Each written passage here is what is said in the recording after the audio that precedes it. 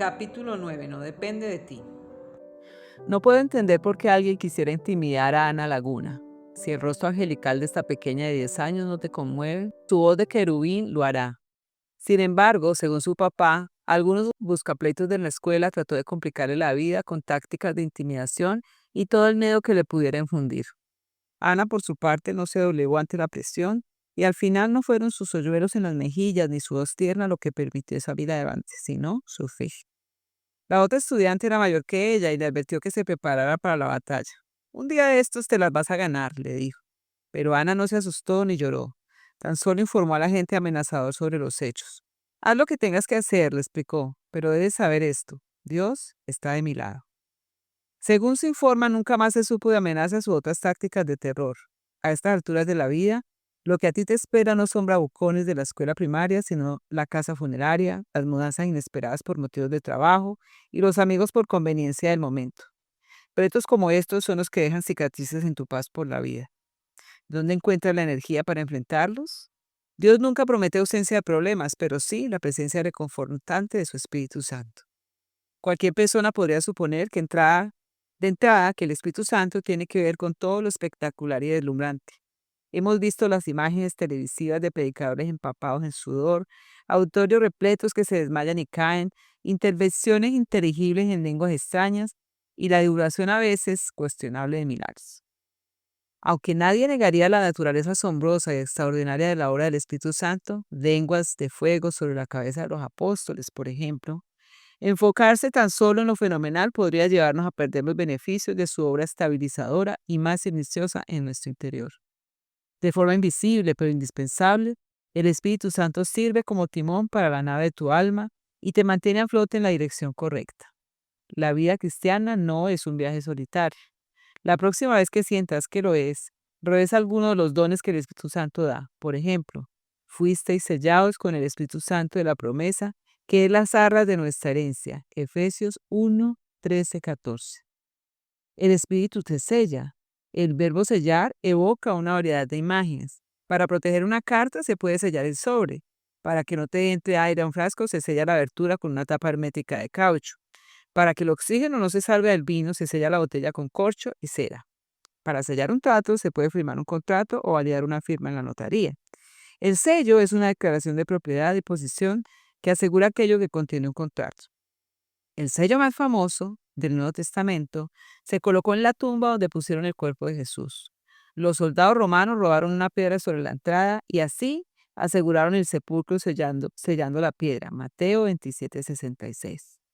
Los arqueólogos creen que se trató de dos ribetes que se extendieron como cintas al frente de la entrada, pegados con cera endurecida que llevaba la impronta del gobierno romano SPQR, Senatus Populorum Romanus o Senado y Pueblo Romano, como para decir, mantenga la distancia. El contenido de este sepulcro pertenece a Roma. Por supuesto, el sello de los romanos fue por completo inútil. En cambio, el sello del Espíritu Santo se conserva y tiene fuerza de ley. Cuando aceptaste a Cristo, Dios te selló con su Espíritu. Habiendo creído en Él, fuiste sellados con el Espíritu Santo de la promesa, como dice Efesios 1:13. Cuando los atracadores del infierno vienen por separarte de Dios, el sello los aleja de inmediato. Él te compró, es tu dueño y te protege. Dios pagó un precio demasiado alto como para dejarte desprotegido. Como Pablo escribe más adelante, el Espíritu Santo de Dios con el que fuiste sellados para el día de redención, Efesios 4:30. En su hermoso libro titulado La Danza de la Esperanza, The Dance of Hope, mi amigo Bel Frey cuenta la historia de un estudiante ciego llamado Juan, a quien atesoró como un tutor en la Universidad de Colorado en 1951. Un día Bill le preguntó a Juan cómo quedó ciego. El estudiante invidente describió cierto accidente sucedido durante su adolescencia. La tragedia no solo cobró la vista del menor, sino también su esperanza, como contó a Bill.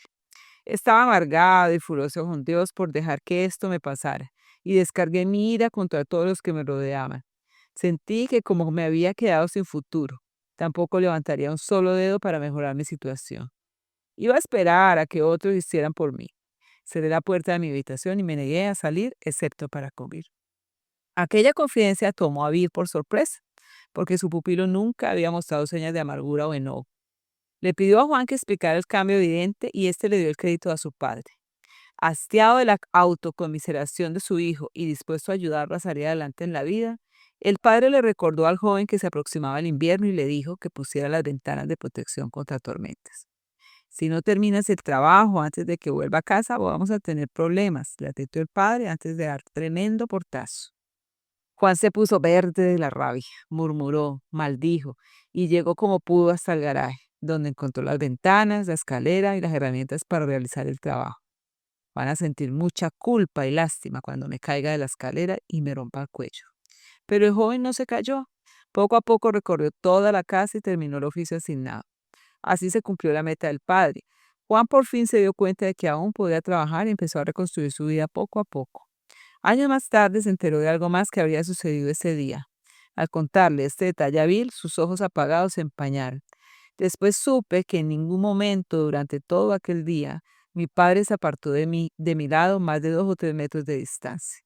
El padre no tenía la más mínima intención de permitir que su hijo desfalleciera y cayera. Tu Padre Celestial tampoco tiene previsto dejarte caer. Aunque no puedes verle, Él está presente y tú estás guardado por el poder de Dios. Primera de Pedro 1:5.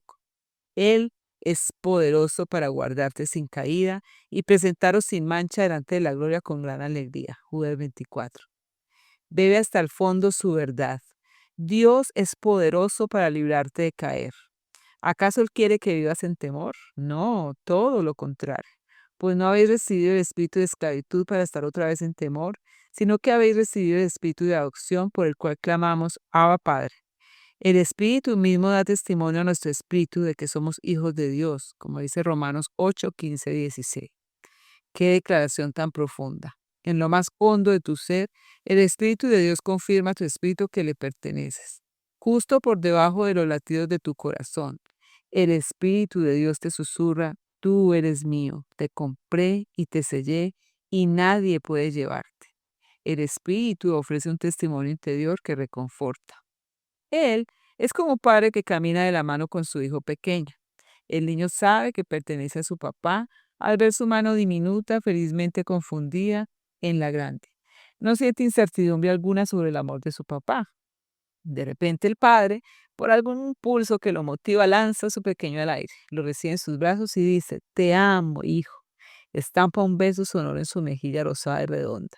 Vuelve a bajarlo al suelo y los dos siguen caminando juntos. ¿Ha cambiado en algo la relación entre ambos? En cierto nivel, no. El padre no es más padre que antes de su expresión espontánea de amor. No obstante, a nivel más profundo, sí. El padre regó, empapó y saturó al hijo con puro amor. El Espíritu de Dios hace lo mismo con nosotros. El amor de Dios ha sido derramado en nuestros corazones por el Espíritu Santo que nos fue dado, dice Romanos 5:5. Nota la posición de que el Espíritu Santo derrama el amor de Dios en nuestros corazones, no amor hacia Dios. Es como si el Padre diera un balde de amor al Espíritu y le dijera, satura sus corazones. Hay momentos en los que el Espíritu nos encanta y embeleza con dulce arrobo. Tú perteneces al Padre, firmado, sellado y en breve glorificado. Ha pasado mucho tiempo desde que le oíste susurrar palabras reconfortantes de seguridad sobre tu posición en Cristo. Si es así, díselo. Él te escucha y debes saber que también habla por ti. Y de igual manera el Espíritu nos ayuda en nuestra debilidad. Pues, ¿qué hemos de pedir como conviene? No lo sabemos, pero el Espíritu mismo intercede por nosotros con gemidos indecibles. Mas el que escudriña los corazones, sabe cuál es la intención del Espíritu, porque conforme a la voluntad de Dios, intercede por los santos, como dice Romanos 8, 26, 27. El Espíritu acude a rescatarnos en nuestra debilidad. Vale la pena acentuar esa frase con un resaltador. Todos necesitamos recordar esto. Tenemos cuerpos débiles, voluntades débiles y hasta resoluciones débiles.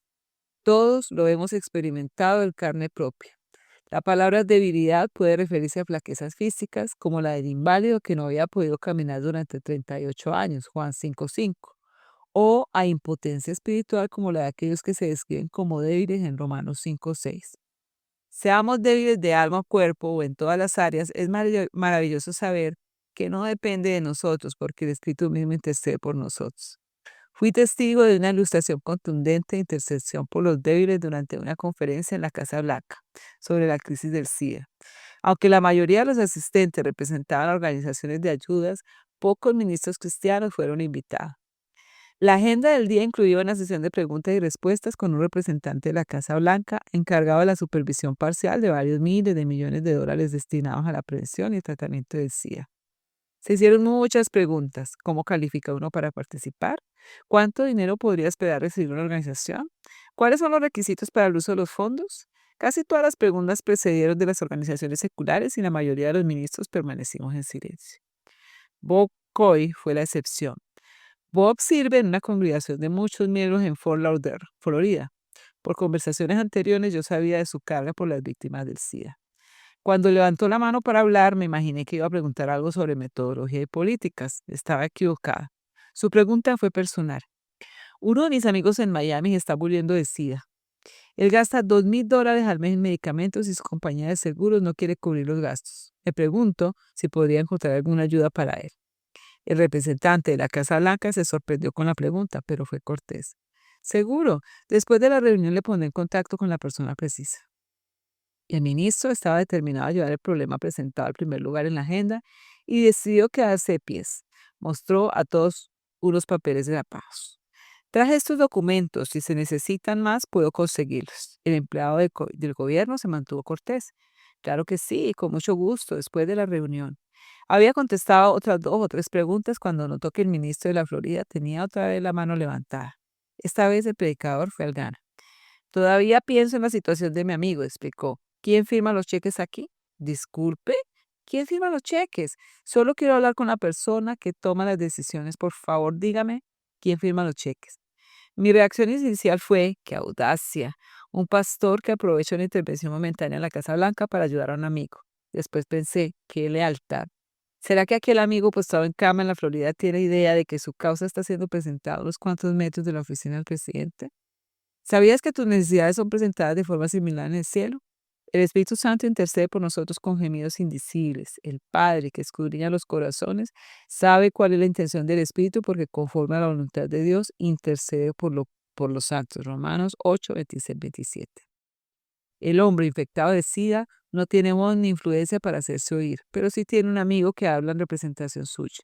El pobre huérfano de Rusia, la viuda desconsolada del soldado, el santo solitario en el ancianato, ellos podrán pensar que no tienen voz ni influencia para defenderse, pero sí tienen a un amigo, un consejero y un consolador, el bendito Espíritu de Dios, que habla el lenguaje del cielo en el cielo. Él hace oración por nosotros y en nuestro lugar, convirtiendo en oración en nuestros suspiros sin palabras y nuestras expresiones de dolor. Él nos mantiene siempre presentes ante Dios.